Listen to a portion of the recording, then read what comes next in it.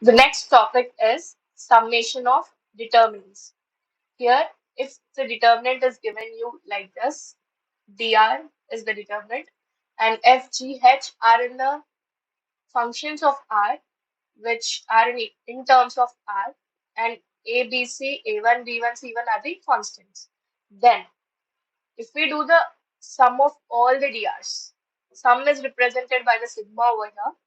From R1 to N, sum of dr will be sum of fr, sum of gr, and summation of hr. And everywhere r belongs to 1 to n. And do we need to sum to the remaining rows also? No. The constants will remain as it is. So basically, if you do the summation of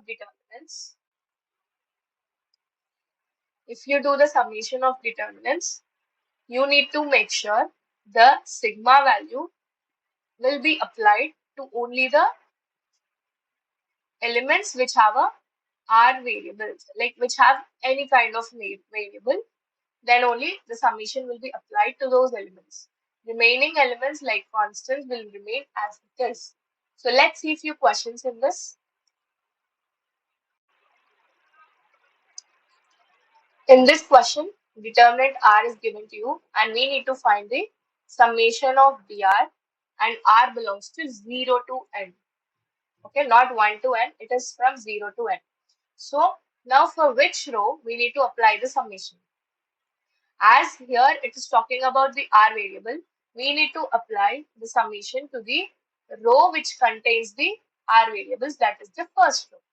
So when we do that, sigma r belongs to 0 to n dr will be sigma r to 0 to n r, sigma r equal to 0 to n r cube, sigma r equal to 0 to n 2.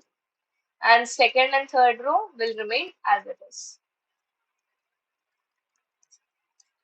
N into n plus 1 by 2 whole square, 2 into n plus 1.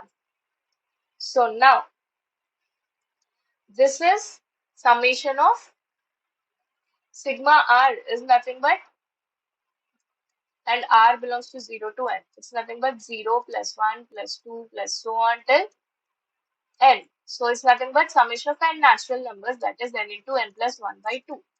So if we talk about sigma, r belongs to 0 to n till r cube, then it's nothing but 0 cube, 1 cube, 2 cube, so on till n cube.